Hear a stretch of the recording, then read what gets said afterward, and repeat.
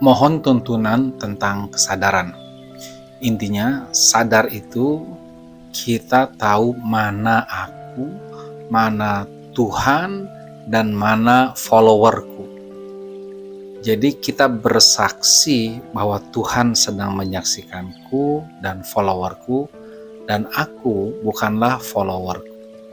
Siapakah follower dari aku? Follower kita itu, follower si aku itu ada tubuh, ada rasa dari tubuh, ada pikiran, ada perasaan, ada keyakinan. 5 hal ini hanya follower, ya. Jadi itu bukan aku. Aku adalah yang memilih, yang memutuskan, yang bertanggung jawab atas kinerja kelima follower ini.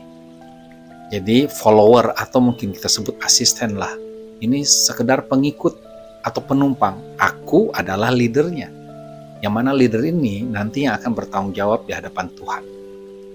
Maka yang bertanggung jawab aku, maka jangan limpahkan tanggung jawab kepada tubuhku, kepada rasaku, kepada pikiranku, kepada perasaanku, kepada keyakinanku.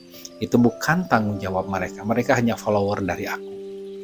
Maka si aku harus sering bersaksi bahwa tidak ada Tuhan yang melihatnya kecuali Allah dan menyaksikan kelima tingkah laku dari followernya, kelima asistennya. Maka ketika si aku sudah bersaksi, kelima followernya ini akan beraksi. Itulah sadar. Kita dianggap nggak sadar kalau kita beraksi tanpa bersaksi. Nanti akan nyasar. Atau sekedar bersaksi tanpa beraksi. Itu sekedar sadar tapi tidak ada actionnya. Maka sadar yang baik adalah sadar ketika kita tahu sedang disaksikan oleh Tuhan, oleh Allah Subhanahu wa Ta'ala, dan kita juga sadar sedang menyaksikan kelima perilaku kita, perilaku asisten kita, perilaku penumpang kita, perilaku follower kita. Kita leadernya, kita drivernya. Kita yang menggerakkan kelima ini, ya. Dan yang namanya driver kan jarang mabok, ya. Sadar, yang mabok kan penumpang, begitu ya. Maka kalau driver sudah menyandarkan atau melekatkan dirinya kepada kelima penumpang, kelima follower tersebut, maka drivernya akan mabok. Itu kurang lebih gambaran sadar. Memang penjelasannya nggak akan cukup dengan VT yang singkat ini. Ya, kalau mau belajar lengkap, nanti silahkan ikuti training letting flow terapi, insya Allah. Jadi intinya,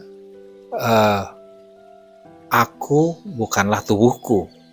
Jadi ketika tubuhku terluka, yang terluka adalah tubuhku. Itu kesadaran tuh begitu. Ya. Jadi ketika kamu main bola, futsal, terus kakimu terluka, cedera, maka kamu kurang pas kalau mengatakan, aku cedera, aku terluka. Yang pas bagaimana? Kakiku terluka. Aku nggak terluka, kakiku yang terluka.